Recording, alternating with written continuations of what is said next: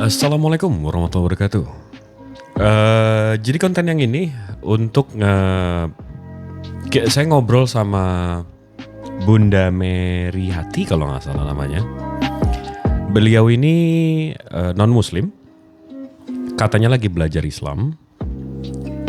Sepertinya terlihatnya sih pertanyaan-pertanyaannya memang tidak menyerang, lebih ke mau tahu. Dan katanya kalau beliau sampai revert back to Islam, dia akan revert satu keluarga katanya, karena ada anak-anaknya dan seterusnya. Jadi yang kita bisa lakukan cuma berdakwah, melakukan kewajiban kita, menyebarkan indahnya Islam. Jadi enjoy guys. Ini sedikit kok, cuma sejam, tapi kayaknya hari ini saya bisa ngedit beberapa video, saya bisa nge-upload beberapa konten. Insya Allah hari ini sampai besok. So stay tune. As always, Maha Benar Allah dengan segala firman-Nya. Assalamualaikum warahmatullahi wabarakatuh.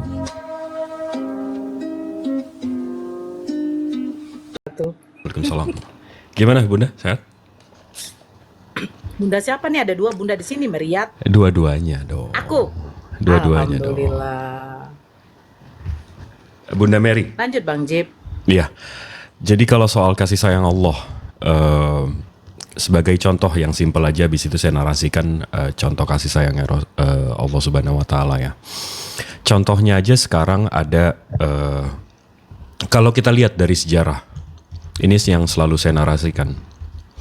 History will repeat itself. Sejarah akan selalu berulang. Bunda Mary tahu nggak soal Nabi Nuh? Tahu. Nabi Nuh kan history will repeat itself. Sejarah akan selalu berulang. Jadi kalau kita lihat sejarahnya Nabi Nuh itu dapat firman, dikasih tahu, disuruh buat bahtera.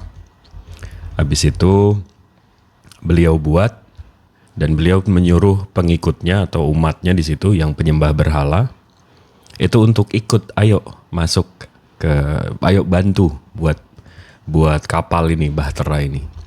Orang-orang kafir itu bilang apa? Orang-orang kafir itu bilang, mana Allahmu? Allahmu nggak kelihatan. Mana Allahmu? Katanya maha kuasa tapi nggak bisa nunjukin diri. Lihat nih Tuhan saya kelihatan, bisa turun ke bumi. Tuhan saya maha kuasa, kata kafir-kafir itu. Tapi Nabi Nuh terus bilang, ayo ikut. Sampai udah hujan 40 hari, 40 malam. Si kafir-kafir ini tetap bilang, mana Allahmu, gak kelihatan, ini itu. Terus nih kafir-kafir bilang, menghina terus. Memang kafir ini dari history repeat itself. Sejarah akan terus berulang. Kafir-kafir ini akan terus bilang kayak gitu. Jadi bukti kasih sayang Allah, maha pengasih lagi maha penyayang. Kafir-kafir ini udah menghina, menista Tuhannya dan Rasulnya juga. Mereka tetap dibiarkan hidup sampai nanti akhir zaman, sampai akhir hidup mereka. Jadi begitu mereka nanti masuk neraka atau nanti begitu mereka dihisap, mereka nggak ada alasan lagi.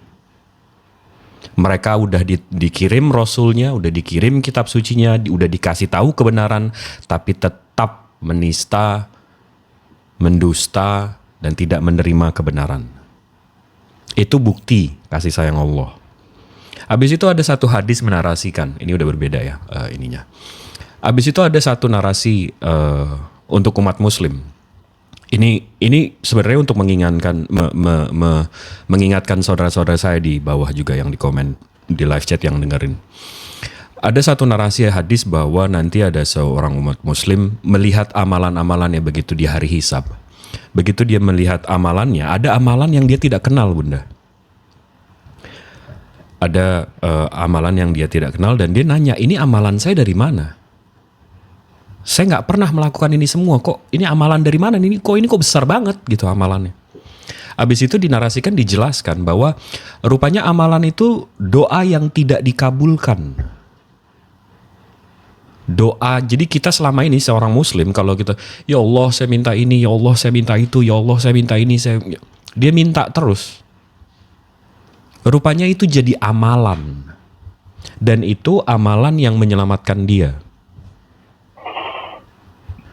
Sampai umat ini bilang, ya Allah, kalau bisa waktu hidup dia jangan dikabulin doa dia waktu hidup. Lebih bagus dijadiin amalan, karena amalan itu yang menjadikan, yang menyelamatkan dia di hari hisab itu.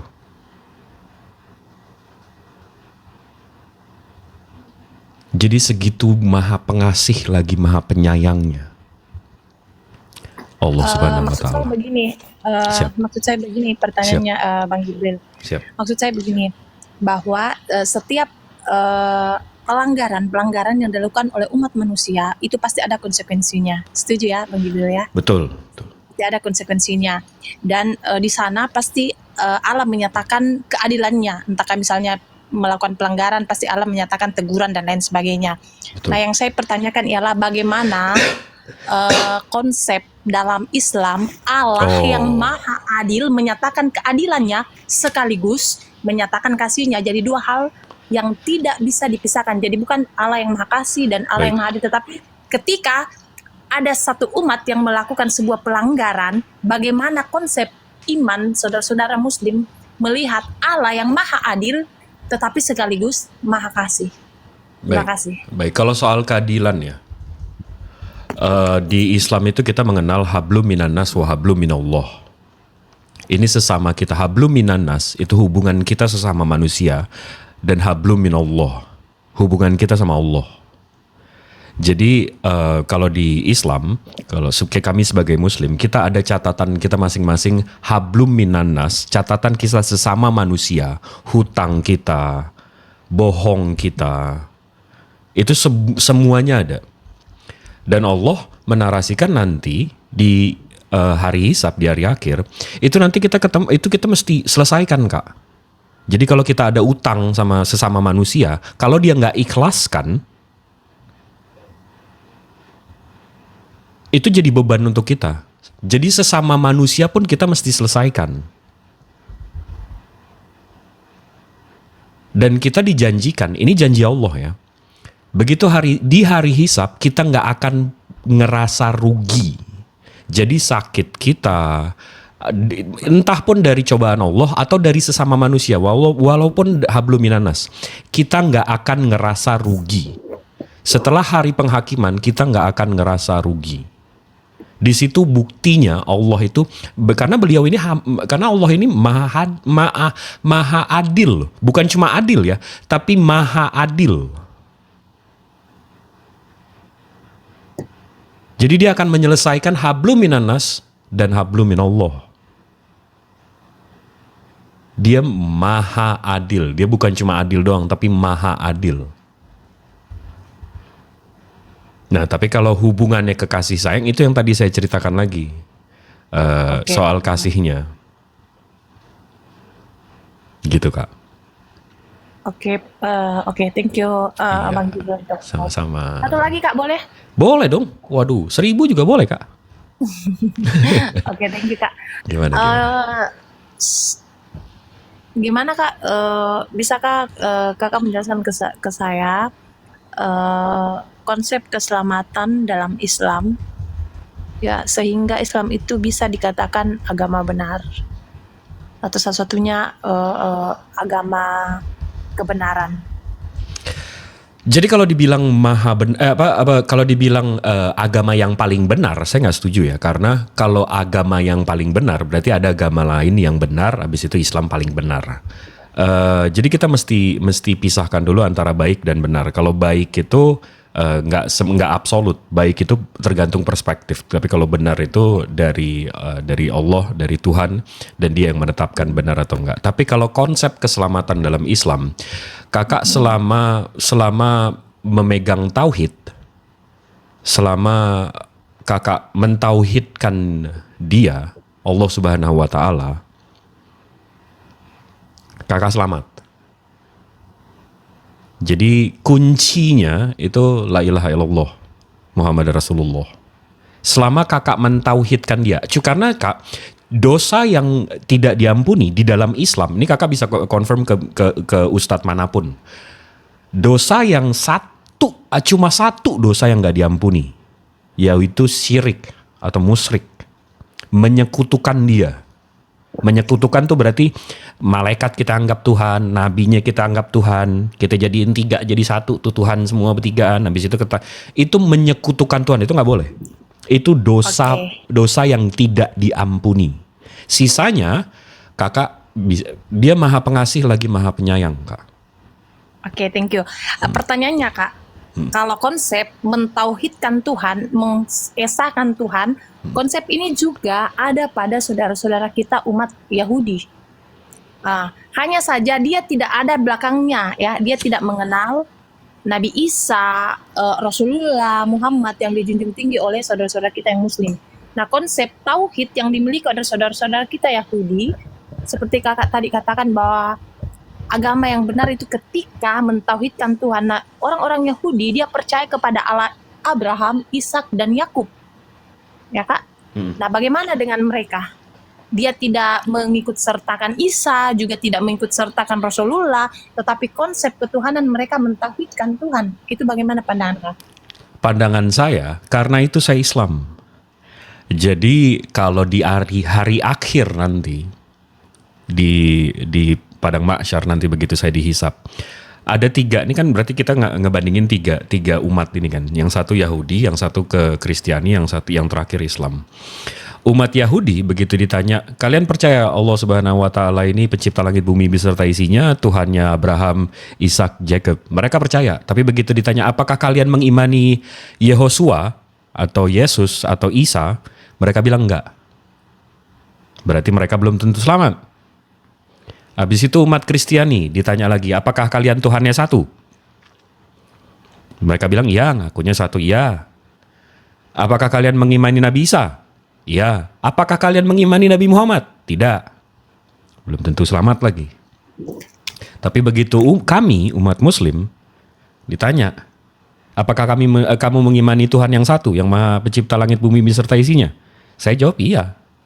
Apakah kamu mengimani Nabi Isa? Iya. Apakah kamu mengimani Nabi Muhammad? Iya.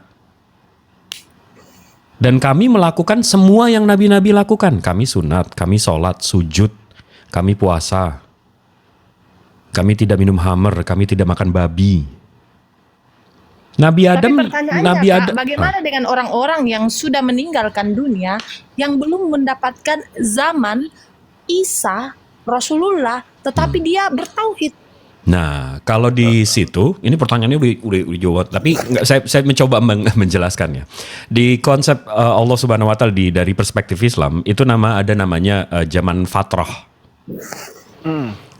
Zaman fatrah ini Allah berjanji, Allah tidak akan menyiksa atau menghukum umat manusia yang tidak dapat info atau tidak dapat pengetahuan atau tidak dikirim rasul-rasulnya.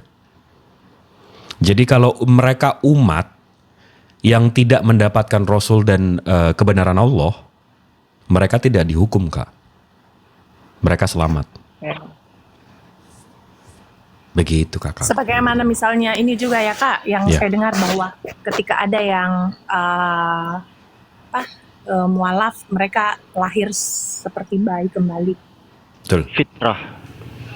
Nah, itu konsepnya gini. Ini boleh saya jawab atau Kakak udah selesai pertanyaannya? Boleh Kak, boleh dijawab. Itu konsepnya sama seperti ini, Kak. Kalau kami Muslim, kalau saya puasa nih, Kak. Saya puasa kan dari subuh. Habis itu saya tidur. Saya bangun jam 11 siang. Saya begitu bangun ada gelas di tempat tidur saya minum. Di luar sadar saya minum. Itu dibolehkan begitu saya ingat, oh astagfirullahaladzim gue puasa. Minum saya tadi gak membatalkan. Sama seperti kakak. Kakak waktu di dalam perut, kakak berpikir yang bisa menyelamatkan saya di dalam perut ini cuma tali pusar. Buat apa saya dibuat paru-paru? Buat apa saya dibuat mata? Buat apa saya dibuat tangan? Yang menyelamatkan saya di hidup ini, saya cuma punya tali pusar. Tapi begitu kakak pindah dunia, tebak apa yang pertama diputus? Tali pusar. Rupanya Allah sudah memplanning kakak untuk punya paru-paru, punya mata, punya tangan, punya kaki untuk hidup. Dan kakak itu berserah diri di situ. Kakak tuh begitu lahir tuh muslim, berserah diri. Tapi dunia ini yang menyesatkan kakak sampai kakak punya pikiran, punya otak, punya akal sampai kakak bisa nyari kebenaran. Dan begitu kakak ketemu kebenaran ini, kakak fitrah lagi. Kakak sebagai muslim lagi. Makanya dosa-dosa sebelum kakak tahu itu dunia yang menyesatkan kakak. Jadi itu fitrah lagi, kembali sebagai muslim lagi. Dan sama seperti tadi, begitu saya bangun puasa, saya minum, saya lupa itu di luar alam sadar kita, Kak. Karena waktu kita kecil, waktu kita disesatkan, kan kita nggak sadar. Begitu, kakakku. Oke. Thank you, Kak. Thank you. Oh ya, soal satu lagi, Kak. Ini soal makanan, Kak. Karena ini biasa banyak penjelasan dari yang teman-teman muslim, jadi saya bingung. Apa tuh? Ini soal haram dan tidak haram, terutama ini yang dikonsumsi oleh saudara-saudara teman-teman Kristen. Ya, ada yang bilang haram, babi itu diharamkan karena dia salah satu hewan yang membawa biak. Ya, itu juga tercantum dalam kitab Taurat di Imamat. Betul. Tidak boleh memakan hewan yang berkuku belah, yang membawa biak dan lain sebagainya. Tapi ada juga yang bilang kalau babi hutan itu boleh, tapi kalau babi yang dipelihara, yang diternak itu nggak boleh. Itu penjelasan. Terus ada juga yang bilang, tapi saya nggak tahu apakah itu cerita rakyat atau hanya plesetan. Ada juga yang bilang dulu sebenarnya diiyakan, tetapi karena istri dari Rasulullah itu menyembunyikan, tidak menyajikan makanan enak itu ketika tamu-tamunya datang, maka itu diharamkan. Itu sebenarnya bagaimana, Kak, sejarahnya yang benar? Waduh, Itu dari mana itu ceritanya? itu makanya sebentar. Gini kak, kalau soal hadis, mungkin itu hadis saya nggak pernah dengar tuh hadisnya. Sementara saya pembelajar hadis juga, saya nggak pernah dengar soal Rasulullah makan menyembunyikan babi dan istri Rasulullah menyembunyikan. Saya nggak tahu itu. Tapi gini kak, kalau kita pertanyakan kenapa kita dilarang, kenapa kita nggak boleh makan babi dan seterusnya. Itu wallahu alam bisawab. Tapi kalau yang kita cari sekarang, ya kita bisa cari dalilnya karena ada cacing pita dan seterusnya. Tapi gini kak, simpelnya kak, 1400 tahun yang lalu kak, Rasulullah bilang kalau kita digigit anjing atau dijilat anjing, itu kita nggak boleh langsung siram air kak. Katanya itu najis. Habis itu ambil tanah, diusap pakai tanah tuh yang bekas digigit anjing atau jilat anjing. Tapi baru 80 tahun terakhir kita baru tahu kalau anjing itu punya rabies dan jangan disiram kalau kegigit atau kejilat anjing rabies. Katanya pakai kapas atau kalau emergency pakai tanah biar rabiesnya itu keserap sama tanah. Jadi karena kalau habis kegigit kita siram itu virusnya malah masuk, malah menjalar. Jadi diserap dulu pakai tanah, habis itu baru dibersihkan pakai air. Jadi sebenarnya kita nggak makan babi ini karena kita tunduk kak, bukan karena apanya. Sama seperti begitu kami menyembah ke arah kiblat. Setiap tahun Ka'bah itu kiswah itu kainnya itu pas diganti kiswah itu Ka'bah diinjak-injak. Tapi nggak ada satupun Muslim bilang wah sesembahan kami diinjak-injak, nggak ada. Dari 2 miliar Muslim di dunia ini nggak ada satupun yang berpikir wah sesembahan kami diinjak-injak. Kami menghadap Ka'bah itu karena perintahnya. Kami tahu itu bukan sesembahan kami. Ka'bah itu hancur 4 kali di 1400 tahun terakhir. Nggak ada masalah. Kita tetap, ya memang kita diperintah untuk sujud ke arah situ. Jadi itu kak, kita nggak makan babi itu karena perintahnya. Sama seperti, karena sepenting itu. Kalau kita baca lagi sejarah, kayak tadi saya bilang, history will repeat itself. Nabi Adam dilarang makan buah itu. Buah kuldi kalau dalam Islam. Kamu dilarang makan buah itu. Nggak dikasih tahu kamu kalau makan buah itu nanti begini. Dan Nabi Adam pun nggak nanya kenapa saya dilarang makan itu. Itu definisi Muslim, Pak. Kami tunduk, kami patuh sama larangannya. Nggak perlu penjelasan Allah kenapanya. Dalilnya ya, Kak. Iya, jelas. Tapi yang aneh itu yang tadi saya bilang, history will repeat itself. Tiba-tiba ada umat yang makan kita segalanya, nggak ada larangan dari Tuhan. Lah Nabi Adam keluar dari surga karena makanan, kok sekarang tiba-tiba nggak ada larangan. La haula wala quwata illa billah. Oke, Kak. Oh ya, kalau ini Kak, ini lari-lari nih Kak pertanyaannya, tapi ya saya bertanya saja yang memang yang saya masih mau pertanyakan ya Kak dalam Islam. Siap. Iya. Untuk penulisan Al-Quran sendiri itu, Nabi Muhammad kan hidup di abad ke-6 ya Kak ya? 571 lahirnya, meninggalnya 632. 632, oke. Di sekitar abad 5 ke-6 ya Kak? Oke. Terus apakah 6 ke 7. 6 ke 7 ya.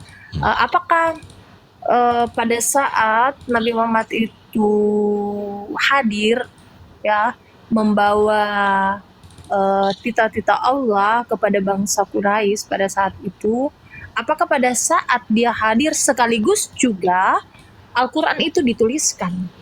Ataukah ada jarak antara kehidupan Nabi Muhammad ketika dia berdakwah dengan penulisan Al-Quran? Sebagaimana kalau misalnya di Kristen itu abad pertama Yesus hadir, lalu penulisan klubnya di abad 21.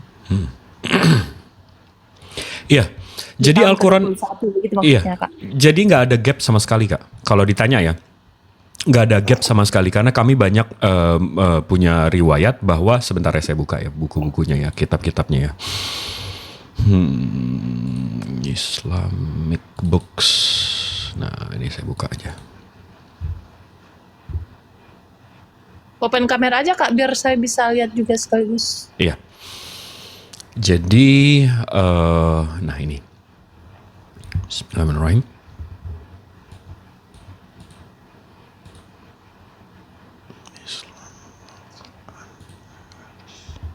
Nah ini. Jadi di bukunya, ini bukunya berdasarkan hadis-hadis ya. The History of the Quranic Text. Di sini dijelaskan, bentar nih halaman berapa tadi? Halaman 71. 72, 71 kalau nggak salah itu. Zaid bin Sabit kan? Siap. Nah, di sini diceritakan, nah ini berkali-kali ini. Ini hadis ya Kak ya, yang kecil, yang ini hadis.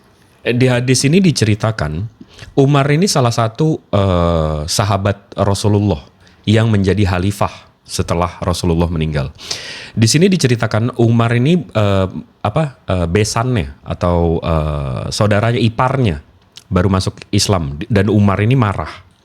Di sini diceritakan Umar cepat-cepat memburu iparnya ke rumah tempat Ka'bah sedang membaca surah Taha dari sepotong tulisan Al-Quran.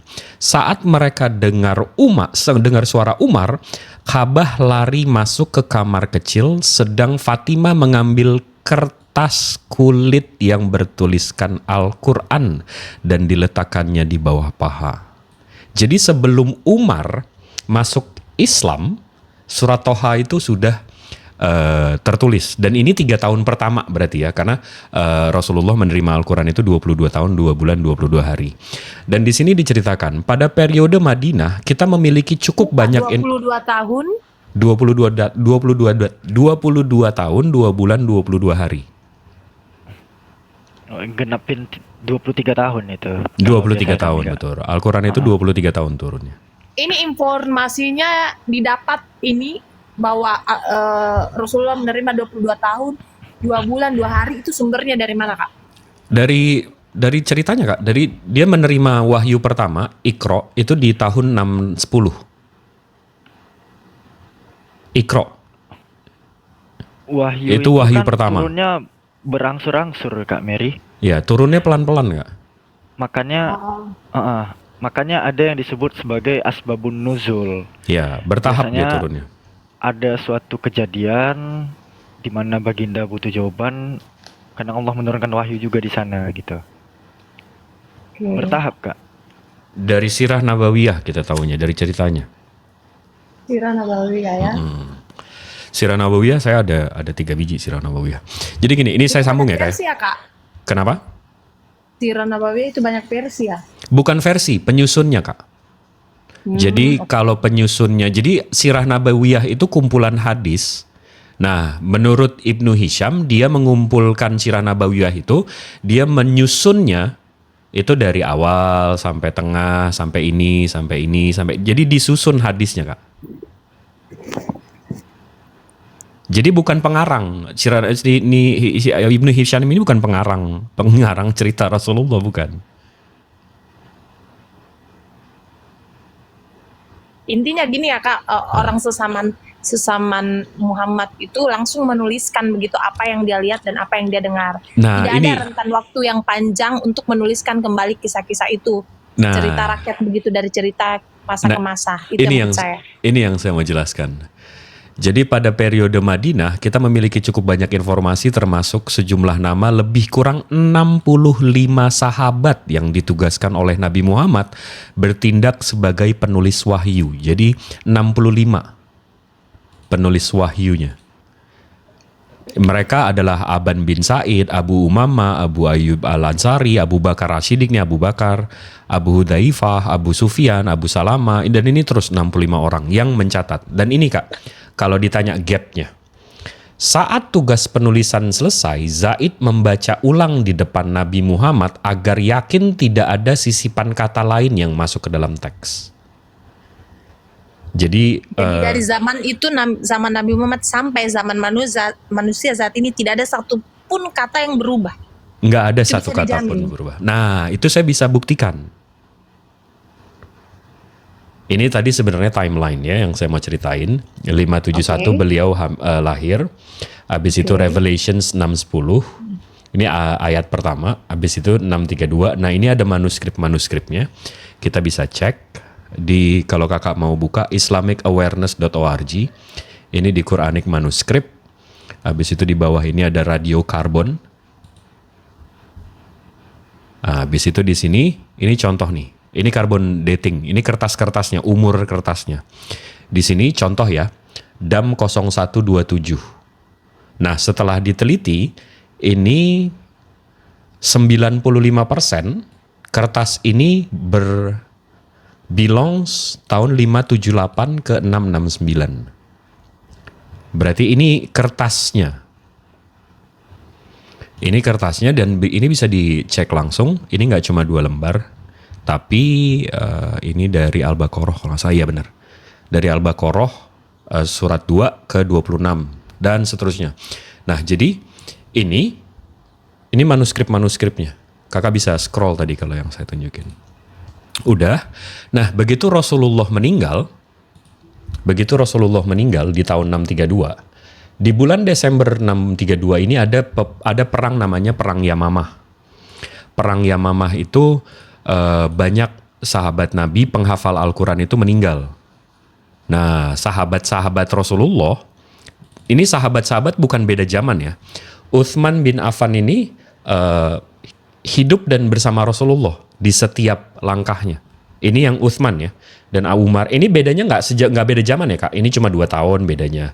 Di situ ini 4 tahun. 32, 634. Ya, cuma ini nggak beda zaman, bukan seperti. Ya, saya nggak usah ke sana deh. Tapi abis itu begitu Utsman satukan, beliau kitabkan Kak. Jadi dari yang catatan-catatan sahabat tadi disatuin. Nah, ini kita bisa cek di sini juga di Islamic Awareness tadi. Kalau saya klik nih di Quranic Manuscript. Nah, di sini mana Quranic Manuscript? Nah, ini. Nah, di sini ada Quran of Uthman Samarkand, habis itu Quran of Uthman Etokapi Museum, ada 6 tempat yang terpisah. Habis itu ada Quran of Ali bin Abu Thalib juga, ini menantu langsung. Ini dia yang menikah dengan anak Rasulullah langsung. Nah, kalau saya buka yang ini, Kak. Bentar ya. Kalau saya buka yang ini ya. Kakak bisa lihat. Kita bandingin. Ini kan resume nih Kak. Ini kan resume. Di sini dibilangannya late first century of Hijrah ya. Yang ini kakak bisa lihat ya, sama ya.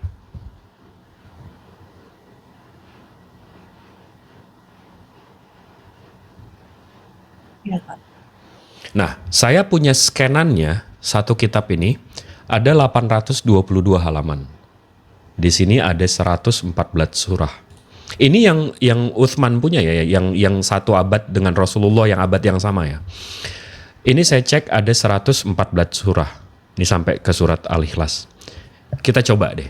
Kita buka Al-Quran yang sekarang. Habis itu saya coba ini surat yang saya selalu suka tuh surat pendek-pendek aja, surat 110 nih. Ini ya. Saya zoom. Habis itu saya juga buka di sini surat 110. Nih.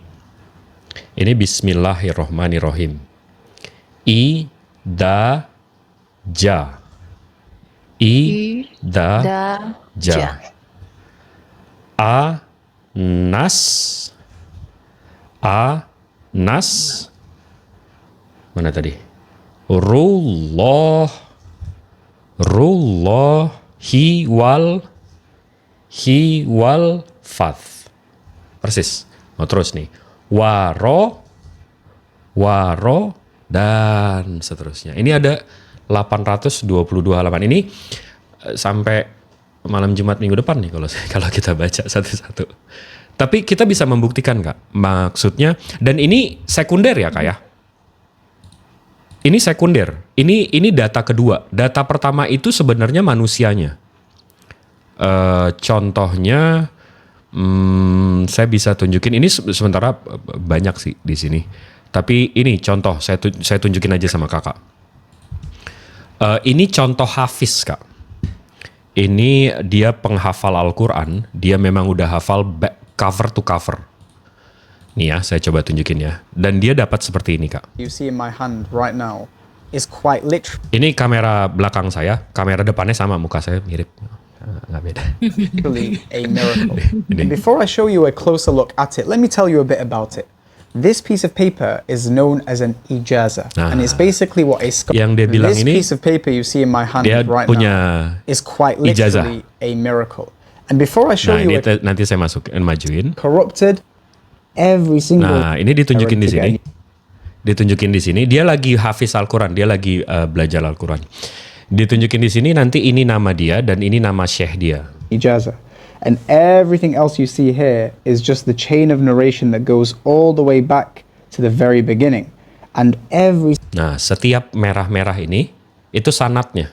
Dia belajar dari syekh siapa, dia ada belajar dari syekh siapa, dia belajar dari syekh siapa. single red word that you see there is basically the link between the next person in the chain. So this student studied from my sheikh, who studied from another sheikh, who studied from another sheikh, all the way back for 1,400 years. Mundur ke 1400 tahun terus. If you look here towards the end of the chain, you can see An Abi Hurairah, the An Abi Hurairah. Itu sahabat Rasulullah langsung. great companion of the Prophet ﷺ, who got his ijazah from the great companion Ubay ibn Ka'ab, Dia dapat ijazah dari Ubay bin Ka'ab. Ubay bin Ka'ab itu termasuk 4 orang pertama yang hafal Al-Quran.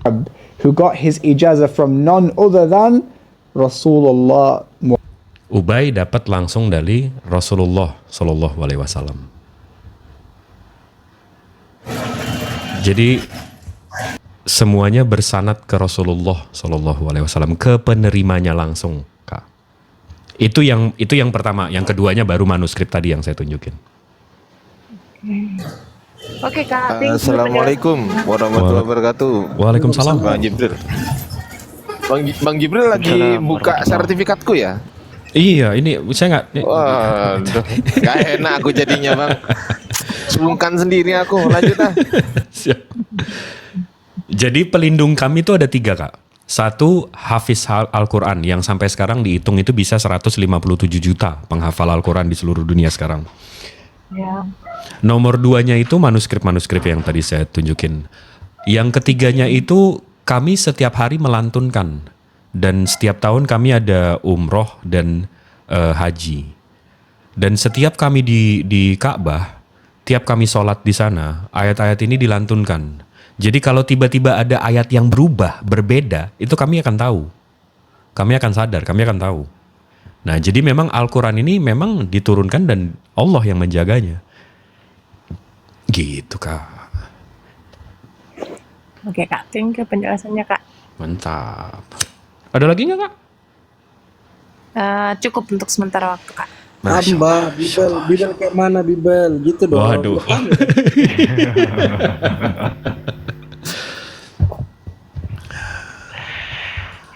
Makanya Allah menantang berkali-kali di dalam Al-Quran. Maka nikmat Tuhan mana lagi yang kau dustakan? Karena udah jelas gitu loh. Ini kebenarannya, ini Rasulnya, ini kitab sucinya. Waduh, saya nggak paham lagi deh. Ya gitu. Disambung Bunda Nora. Waduh, Bunda Nora jadi pengangguran. Enggak, kalau Bibel tadi kan harusnya ada An Markus, An Paulus gitu kan. Betul nggak? Terus yang terakhir An Yesus.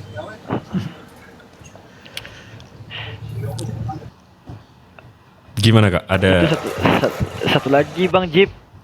Hadis Sahih Muslim 3474 itu kan Nabi Muhammad itu melarang sahabat untuk membawa mushaf Al-Quran ke medan perang supaya Al-Quran nggak diambil musuh tuh. itu juga Salah satu lagi memperkuat bahwa eksistensi Al-Quran itu udah ada sejak zaman Baginda. banyak kok, banyak. Tadi manuskripnya aja udah ini tuh kan di carbon dating kan udah ada di zaman Rasulullah kan tahunnya. Tadi saya teringat apa itu ya yang dibilang Kak Meriat itu, dibilang katanya dulu B2 itu dihalalkan, tapi karena saking enaknya disembunyikan istri baginda Rasulullah karena pada waktu itu datang tamunya. Saya waktu Kristen memang mendengarkan seperti itu. Pernah itu saya tuh maksudnya tanya-tanya tuh sama kawan-kawan gitu ya kan waktu masih gadis kerja gitu ya kan. Kenapa ya B2 itu diharamkan sama umat muslim kan pada waktu itu kan nggak tahu kalau ternyata ada memang perintahnya di dalam Al-Quran. Ya memang apa ya, sebagian maksudnya bukan umat muslim itu yang ngomong ya, tapi itu yang memang saya dengar penjelasan kayak begitu. Nah ternyata dibilang Bang Jibril, sebenarnya saya mau nanya itu loh, maksudnya udah lama kali mau nanya itu, cuman tidak terapa. Cuman Kak Meriat tadi sudah mengingatkan. Waktu memang saya Kristen memang ada yang mengatakan gitu. Katanya saking enaknya pada waktu itu datang tamu-tamu baginda Rasulullah. Nah, terus baginda Rasulullah menyuruh istri beliau itu untuk menghidangkan makanan. Ditanya, masih adakah makanan yang kau simpan di belakang gitu? Dijawab istrinya tidak ada. Ditanya sampai 3 kali tidak ada. Nah, pada waktu tamu baginda Rasulullah pulang, ya, itu kan saya dapat begitu gitu loh. Ya, dikeluarkanlah makanan itu, makanya akhirnya Rasulullah diharamkan. Gitu bener loh. ceritanya. Iya, tapi kalau ada hadisnya, ayo kita bisa buka. Boleh. Di mana itu ya? Karena saya juga nggak Saya tahu. nggak tahu. Karena pada waktu Afi. itu kan kami masih Kristen. Iya, Afi, Bang Jibril bener. Enggak, takutnya Itu- kayak Cerita, Kak, saya ini dengar waktu hadis SMA. Mariam. Waktu Itu SMA, mutiara hadis saya dengar itu cerita kayak mutiara gitu. hadis teman-teman. Iya, takutnya kayak Gitu hadis ya? Mariam itu. Iya Kak. Itu mutiara hadis. Coba dibuka Bang Jibril, mutiara hadis Bang. Waduh, mutiara hadis bukan hadis, paman. Mutiara hadis bukan hadis, paman. Oh, bukan, sebentar, izin. Memang ada. Bukan, itu hadis buatan Enggak palsu ada. Kak. Oh, berarti memang ada hadis seperti itu, tapi bukan ibaratnya itu bukan yang apanya ya, yang benernya gitu Itu ya. mau Iya, du itu palsu. Mau du itu. Itu hadis Kami- palsu. Karena kan Kristen memang tidak tahu yang Iya. namanya, ya pokoknya hadis ya hadis, yang asli, yang tidak itu kan nggak tahu kan Iya. gitu. Itu Emang sama bisa aja dengar kayak bikin- begitu? Pertanyaannya apa ukurannya? Apa yang menjadi tolak ukur bahwa hadis itu bisa diterima sebagai hadis Baik. benar silakan, dan hadis Moji. palsu? Baik. Ini saya tunjukin aja ya. Ini contoh hadis. Kayaknya waktu itu saya udah coba jelasin. Hadis itu ada pencatatnya, ada perawi-perawinya. Di sini ada Bukhari, Muslim, Tirmizi, Sunan Daud, Nasai, dan Ibnu Majah.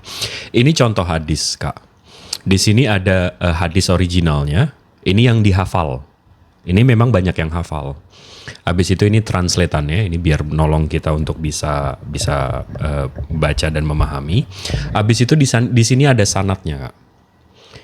Di hadis ini yang menceritakan itu Umar. Umar itu ada di cerita ini. Dia yang menarasikan. Umar menceritakan ke Abdullah, menceritakan ke Yahya. Nah, ini sanadnya. Dan ini perawi-perawinya.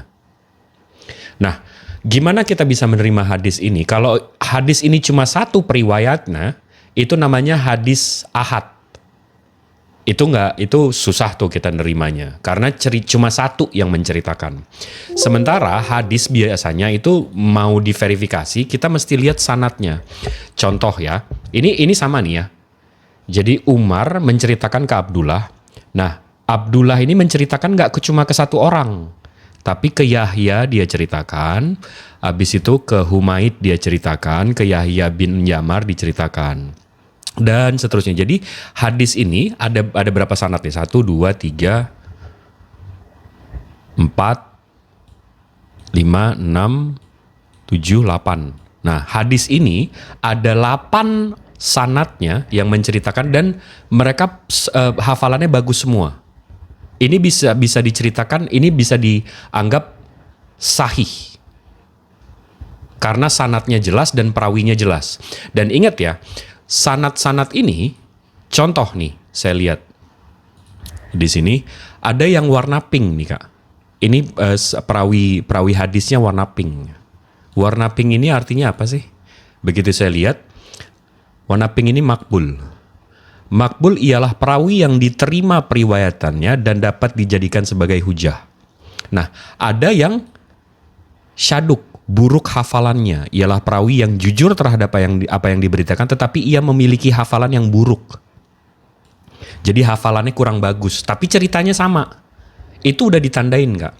Dan yang lebih, ini kalau Kakak tanya seberapa detail sih perawi-perawi ini, Kak? Nah, contoh satu aja nih, Kak. Kalau ada satu orang ini, contoh Yahya bin Yamar ini, pernah terlihat makan waktu berdiri, turun semua kualitas hadisnya. Oke. Karena Rasulullah mengajarkan, kita makan nggak boleh sambil berdiri. Minum nggak boleh sambil berdiri, mesti duduk, mesti ini. Nah, jadi perawinya aja, kalau pernah dia terlihat makan atau minum sambil berdiri, kualitas hadisnya turun. Tidak bisa dijadikan segitu detailnya kita sama. Dan kalau Kakak yang tadi saya bilang ada hadis ahad ya, berarti satu perawinya.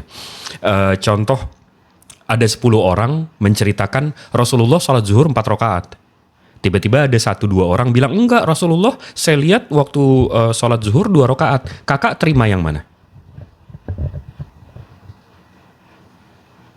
Yang 4, Kak. Yang 4, ya kan? Nah, sama seperti hadis ini juga, Kak, kayak gitu. Kami ada tingkatan hadisnya, kami percaya yang lebih sahih, yang klasifikasinya yang lebih jelas gitu, yang perawinya lebih bagus gitu. Mutawatir. Sama gini ya, Kak, kalau misalnya kita beli buku, kita pasti mau beli cetakan yang baru lah, terbitan yang baru daripada cetakan lama, kurang lebih seperti itu ya, Kak ya.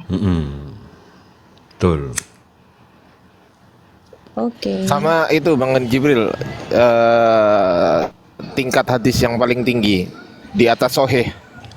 Itu mutawatir. Kalau itu pengetahuan umum. Contoh hadis mutawatir itu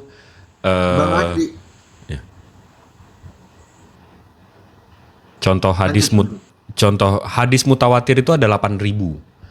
Contoh Sahih Bukhari 8. Nah, ini memang mutawatir. Ini levelnya mutawatir memang. Ini mutawatir itu gini, Kak. Bukan cuma 8, 9, 10, 20 orang yang tahu, tapi pengetahuan umum.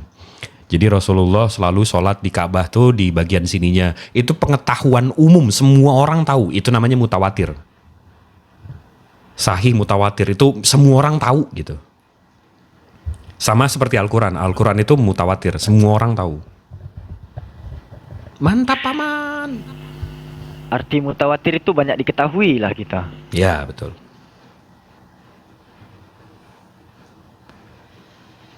Aku takut mau ngomong netizen ini di taping Nah, netizen ini sensitif gitu Oh, loh. iya.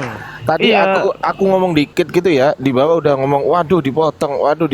Ya udahlah, aku tak izin turun dulu ya. Terima kasih ya Iyalah, teman-teman. aku juga lah. Kita turun aja. Habis paketku. aduh. Jangan gitu dong, jangan gitu Habis dong. paketku udahlah. Enggak, Teman- Ayo Kanora. karena temani saya di Bakso sini. kita Kanora, yuk. Ayo. Itu. Temani saya di sini. Yuk Ah, Kanora. ini. Aduh, mending kita turun makan bakso, Sabar ya, paman, sabar Turun aja, paman. Izin. Itu noise tempatnya. mereka mengadu domba gitu loh. Kadang yang aku jengkel itu mereka mengadu domba. Itu loh, itu bahaya itu. Nggak usah lah, nggak usah. Pardi, diam dulu, Pardi. Pardi, diam dulu. Oke Itu, Kak udah. Jibril, Kak Fandi Ah, untuk gitu. sebagai Sebentar, Bu. host Bu Mary. malam ini saya Bu izin Mary. pamit ya. Terima kasih untuk Mary, ilmunya. ada satu Ya. analogi, boleh? Satu analogi boleh? Boleh Kak, boleh. Nah, gini. Contoh nih.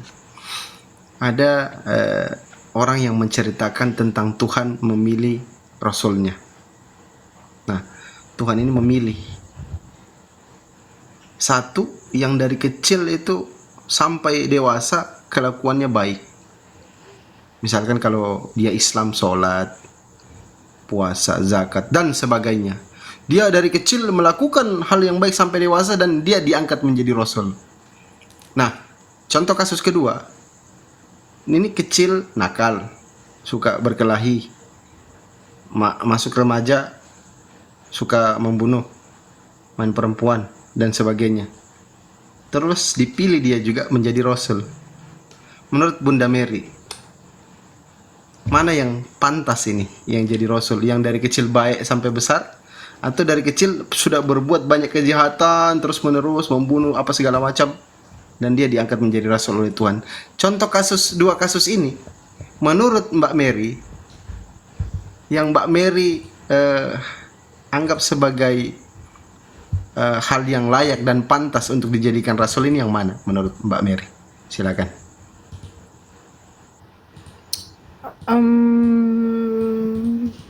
Susah gampang ya pertanyaannya. Tapi kalau saya Kak, saya sukanya begini. Lebih baik kita menerima orang yang buruk tapi tiba-tiba menjadi baik ketimbang orang yang baik tiba-tiba menjadi buruk. Kurang lebih seperti itu. Jadi kalau dilihat dari dua kasus tadi, kalau saya Kak lebih baik menerima orang yang buruk tetapi bisa menjadi baik daripada orang yang menjadi baik endingnya buruk. Jadi dari dua kasus tadi, Bang Jibril masuk lah.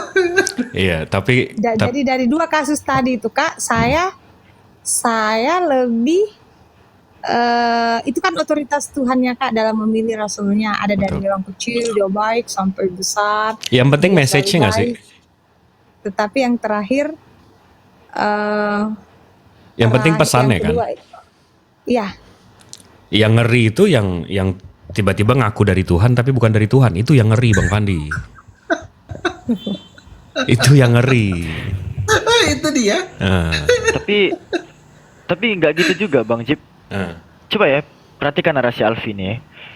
Ini kan di bawah teman-teman pada kesel nggak bisa typing gitu. Nggak Nah usah sekarang bisa urusin di tuh. bawah. Udah. Nggak usah urusin. Alfi udah kipasin orang itu biar apaan. Silakan Mbak Mary. Bang Jip tadi gimana itu Bang Jip? Aduh. Pesannya yang penting. Jadi kalau Rasulullah itu cuma meneruskan pesan nabi-nabi sebelumnya. Bang Jip, Sebelum- bisa nggak kita uji lagi dia? Misalkan kalau baginda, kalau ada Rasul yang dipilih dari kecil baik sampai besar, bagus terus pelakuannya, tidak pernah hal-hal buruk dia buat, tiba-tiba dipilih menjadi Rasul dan dia menyampaikan. Tolong dulu Diam kipasnya kamu ataskan, jangan. Diam dulu Lan. Terus dia menyampaikan kepada manusia bahwa saya ini Rasul yang dipilih oleh Tuhan dan yang dia sampaikan itu adalah firman Tuhan. Dia mengaku. Nah, kita cek dulu Bang Fandi. Ajarannya sama nggak sama seperti nabi-nabi sebelumnya? Oh siap. Terus ada yang mengaku lagi yang kondisi kedua ya, situasi kedua dia mengaku bahwa ini bukan firman Tuhan yang saya buat. Karena dustaku ini bukan firman Tuhan yang aku buat ini. Nah, Yang mana kalau yang- udah ngaku kayak gitu ngapain kita percaya? Gimana sih? Nah, itulah. Kalau udah ngaku kayak gitu ngapain kita dengerin? Bukan. Kan tadi pertanyaannya beda Kak Pandi. Pertanyaannya tadi mereka ini sama-sama endingnya baik yang baik atau yang buruk sama-sama dipilih. Iya, tapi kita lihat konteksnya. Sebentar Bang Fandi. Kita lihat konteksnya.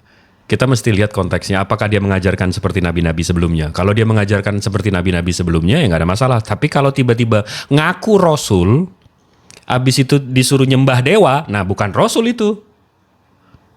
Itu bukan rasul.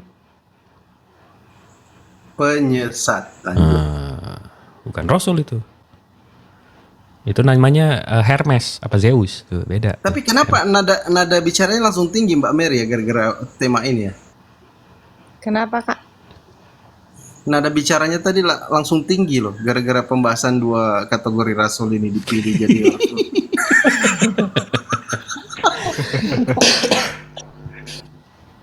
Enggak kan, Jangan saya diperjelas, fokus Bang saja Pandi. dengan pertanyaannya tadi bahwa itu otoritas Tuhan yang memilih. Makanya. Ya, tapi kan yang penting ajarannya sama, Kak. Yang penting kita mesti cek dulu ini pesannya apa, message-nya apa. Karena dari Nabi Nuh, Nabi Ibrahim, habis itu Nabi. Seperti janji Oke, kita siap. tadi. Ya, nama pendetanya siapa? Biar ku naikkan. Yang dari Eropa Oke itu Kak, kan? sebelum dinaikkan lagi teman-teman yang lain, mohon izin saya pamit dulu. Siap. Ya, Terima kasih izin Mbak Mary, untuk Mbak Mary sebentar. pengetahuannya. Ya, Mbak Mary, terima kasih ada- waktunya, Kak Mary. Ya, Ya, Bang Fandi hubungin dulu ya, tunggu ya. dikit sebelum turun Mbak Mary, dikit aja. Ya oke Bang. Tunggu Olan ya, itu aku sayang tunggu ya. Jadi gini Mbak Mary, aku mau kutip. Tunggu dulu sayangku, aku mau kutip satu kutipan dari Profesor Said-Tapi. Beliau mengatakan kayak gini. Walaupun kebohongan itu lari secepat kilat, sewaktu-waktu kebenaran pasti akan mengalahkannya. Nah, menurut Imam Syafi'i, ketika kebenaran itu terungkap, reaksi manusia itu hanya akan ada 2. Yang pertama, ketika orang itu pintar, cerdas, maka dia akan merenung. Tetapi ketika orang itu, mohon maaf dalam tanda kutip, botol, dia akan marah-marah dan kejang-kejang serta meninggikan nada suaranya, nada bicaranya. Nah, mudah-mudahan Bunda Mary ini termasuk golongan orang yang pertama tadi, merenung. Silakan Bunda Mary, apa yang mau disampaikan sebelum turun? Kak, terima kasih untuk pengetahuannya hari ini. Terima kasih untuk host yang sudah berikan teman-teman baru, Bunda Nora, Abang Alfi, ya, Kak Jibril. Thank you. Doakan supaya saya semakin memahami bagaimana konsep ketuhanan dalam Muslim dan semakin mendalami lagi ke depannya. Amin. Amin. Itu aja. Amin. Thank you. Saya pamit turun. Oke.